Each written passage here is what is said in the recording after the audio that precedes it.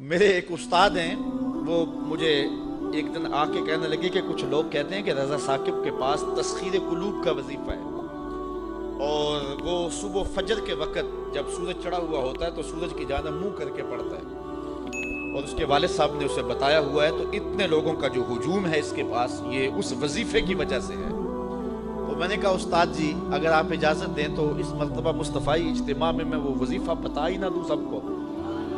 تو میں نے ان کو کہا کہ میں اس مرتبہ بتاؤں گا، تو خیر مصطفی اجتماع کے اوپر جو کیفیت تھی تو بات ادھر نہ آ سکی اور میں وہ وظیفہ نہیں بتا سکا، تو چلو آج میں بتا دیتا ہوں۔ وہ وظیفہ یہ ہے کہ جس نے یہ بتایا ہے کہ فجر کے بعد پڑھتے ہیں اس کو مغالطہ لگ گیا، میں فجر کے بعد نہیں پڑھتا۔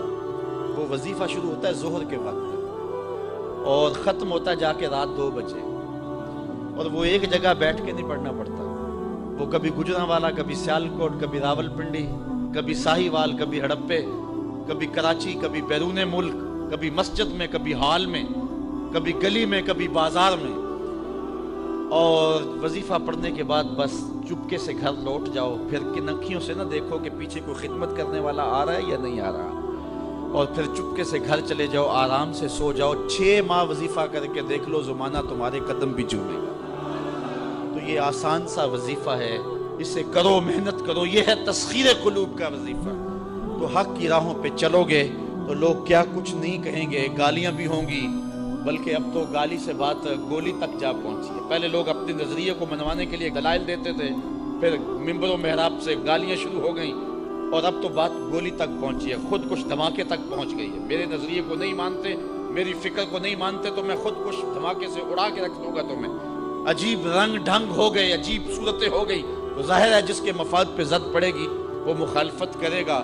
وہ کیا کسی نے کہا تھا کہ لوگ تو فنکار ہیں اس درجہ کے پل بھر میں، سنگے در کعبہ سے بھی اسنام تراشے، تم کون ہو اور کیا ہے داغ کبابی، لوگوں نے تو مریم پہ بھی الزام تراشے، لوگوں نے تو پیغمبروں پہ، پیغمبر زادیوں پہ، پیغمبر زادوں پہ اور پیغمبروں کے باپوں پر بھی تان و تشنیع کے تیر برسائے۔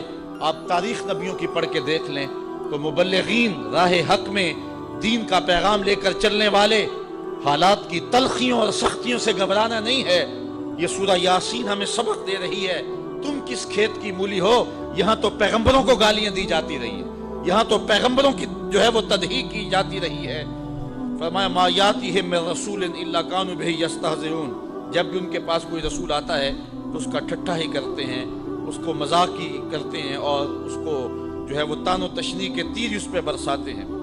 الم یروا کم اہلکنا قبلہم من القرون انہم الیہم لا یرجعون، اللہ تعالیٰ اشارہ فرماتا ہے کیا انہوں نے نہ دیکھا ہم نے ان سے پہلے کتنی ہی سنگتیں ہلاک کر دی، کتنی قومیں برباد ہو گئی، جن کا طوطی بولتا تھا آج باقی نہیں ہے۔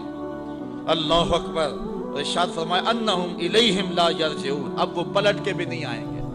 فرعون گیا تو اب کسی ملک پہ فرعون کے بیٹوں کی حکومت نہیں ہے، فرعون بھی پلٹ کے نہیں آیا۔ خاقان گئے تو آج خاقان نظر نہیں آتے، تغلق، ایبک، فرعین مصر آج کہاں نظر آتے، جن کا طوطی بولتا تھا آج دنیا ان کے نام بھی نہیں جانتی۔ میں آپ سے پوچھتا ہوں، میرے جو سننے والے لوگ ہیں ان کی چمکتی پیشانیاں اور ان کی روشن آنکھیں بتاتی ہیں کہ یہ باشعور لوگ ہیں، چونکہ یہاں آ ہی باشعور سکتا ہے، چونکہ میرے پاس نہ تو لچھے دار تقریر ہے، نہ کان پہ رکھ کر کے میں سر کھینچ سکتا ہوں، تو پھر ظاہر ہے جو ان مقاصد کے لیے آتے ہیں وہ ہمارے مجالس میں تو نہیں آئیں گے۔ یہاں تو وہی آئے گا کہ جس کے سینے کے اندر جو ہے وہ جستجو کی روشنی ہے، یہاں تو وہی آئے گا کہ جو قرآن مجید کی تفہیم کا نور اور اس کے سمجھنے کا جذبہ سینے میں رکھتا ہے۔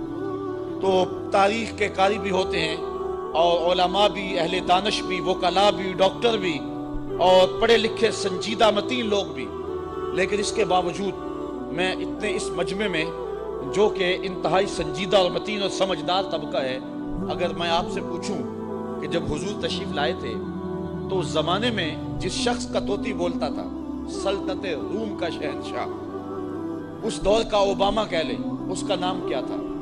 تو کوئی تاریخ کا تازہ مطالعہ رکھتا ہو تو شاید وہ نام بتا دے، لیکن باقیوں کو اس کا نام یاد نہیں ہوگا۔ حالانکہ اس دور کا سپرمین، اس دور کا اوباما، اچھا اس دور کے کسرا کا نام بتا دے، اس دور کے ٹونی بلیر کا نام بتا دے، تو شاید یہ بھی نام کوئی نہ بتا سکے۔ यार वो जिनका तोती बोलता था उनके नाम भी याद नहीं है। और आओ किसी बच्चे से भी पूछ लें कि हुजूर के मुअज्जिन का नाम क्या था, तो वो सर उठा के कहेगा कि बिलाल हबशी। तो फिर हक ही गालिब होता है और हक के ही फुरेरे और हक के ही उजाले होते हैं। अल्लाह फरमाता है वो गए, वो जो जाने वाले हैं वो तो पलट के नहीं आए हैं। अल्लाह फरमाता है वो कभी नहीं आएंगे। अन्नहुम इलैहिम ला यरजिऊन। वो शहनशाह, वो कज कुला जिनके तोती बोलते थे, आज उनका नाम भी बाकी नहीं है। लेकिन किसी भी मिंबर और किसी भी मेहराब से कान लगा के सुनो, मोहम्मद के बिलाल का नाम भी बाकी होगा। तो फरमाया कि अलम यरो कम अहलकना क़ब्लहुम मिनल कुरून। देखो कि हमने कितनी बस्तियां बर्बाद कर दी, कितनी संगतें तबाह कर दी। ये बड़े बड़े महल आज खंडरात बने हुए दिखाई देते हैं या नहीं देते? ये सिकंदर ज़ुल्करनैन का किला मैंने देखा है यूनान के अंदर। वो इतना ऊंचा कि हैरत गुम होती है और दुनिया के अजायब में से है। लेकिन वहां हसरतें टपक रही हैं, बरस रही हैं। आज न सिकंदर का जाहो जलाल रहा, न उसका तुम तराक रहा। आज वहां आसार कदीमा के तौर पे उन्होंने उस किले को महफूज तो रखा है, लेकिन आज वहां जिंदगी की रमक नहीं है, वहां जिंदगी का उजाला नहीं है। यार सिकंदर के महल में तो जिंदगी का उजाला नहीं है, और वैसे करने की कब्र पे भी जिंदगी के उजाले हैं। तो फिर जिंदगी तो ये हुई ना, फिर उजाले तो ये हुए ना। बिलाल की कब्र पे भी जिंदगी के उजाले हैं। या हसरतन अलल इबाद, अफसोस है बंदों पे। और फिर इधर देखिए जिंदगी के नजारे, जिंदगी का जमाल। अल्लाह अपने नाम सुना होगा महमूद गजनवी और अय्याज का। इनका बाहम मोहब्बत का रिश्ता बहुत गहरा था। अय्याज टूट के चाहता था बादशाह को। अब दीगर मुसाहिबीन हसद करते थे, बुग़्ज़ रखते थे। वो कहते थे या इसमें करिश्मा और कमाल है कि बादशाह इसको इतना ही चाहता है। तो बादशाह जब उन वज़ारा का, बशीरों का हसद हद से बड़ा हुआ देखा, तो एक दिन सबको अपने दरबार में हाजिर किया। दरबार में एक तालाब था, तो उसमें मुट्ठी भर के मोतियों की फेंक दी और एक एक वजीर को कहा कि ये मोती निकाल के लाओ, और ये ख्याल करना कि तुम्हारा लिबास भी, तुम्हारा बदन भी नहीं भीगना चाहिए। तो सबने कहा कि ये अजीब बात है कि हौज की तह से मोती निकाल के लाएं और लिबास भी ना भीगे और बदन भी ना भीगे, ये तो लाजमी होगा। फिर दूसरे वजीर को कहता कि ये मोती निकाल के लाओ, तुम्हारा लिबास भी नहीं भीगना चाहिए, तुम्हारा बदन भी नहीं भीगना चाहिए। तो वो आगे से हुज्जत करता, ये कैसे हो सकता है कि बदन भी और लिबास भी ना भीगे और मोती भी निकाल लाऊं?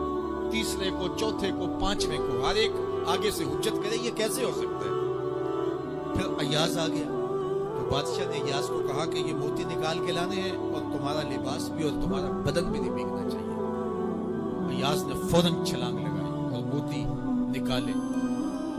जब बाहर निकला तो बदन और लिबास पानी से नुचड़ रहा था। तो ऐसे मोती बादशाह को पेश किए और बदन कप कपा रहा था। तो बादशाह बड़े गुस्से से कहा कि अय्याज, तुम्हारा बदन भीग गया, तुम्हारे कपड़े भी भीग गए। मैंने कहा था लिबास भी नहीं भीगना चाहिए, कपड़े भी नहीं भीगने चाहिए। तो अय्याज बड़ी लजाजत से अर्ज करने लगा, बादशाह सलामत, आपके दो हुक्म थे। एक ये कि मोती निकाल के लाने हैं, दूसरा हुक्म ये था कि लिबास और कपड़े भीगने नहीं चाहिए। तो एक हुक्म मैंने पूरा कर दिया है, दूसरे की माफी चाहता हूं।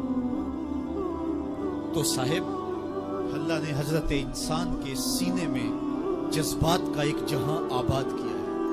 शैतान को भी इंसान के पीछे लगा दिया, इसकी आजमाइश के लिए, इसके इम्तिहान के लिए। नफ्स भी इसके अंदर मौजूद है। और दूसरी जानब इसको गुनाहों से मना भी किया और नेकी की तलकीन भी की। अब कितनी मुश्किल जिंदगी है हजरत इंसान की। आई जान शिकंजे अंदर जिवें वेलने दे विच गन्ना। कितनी मुश्किल जिंदगी है।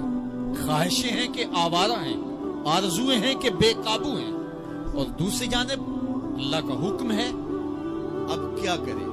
तो गुनाह करने के बाद फिर अल्लाह के हुजूर तौबा कर ले, जो मुमकिन हो वो नेकी करे और गुनाह से मकदूर बर बचने की कोशिश करे, लेकिन बशरी तकाजों के तहत अगर उससे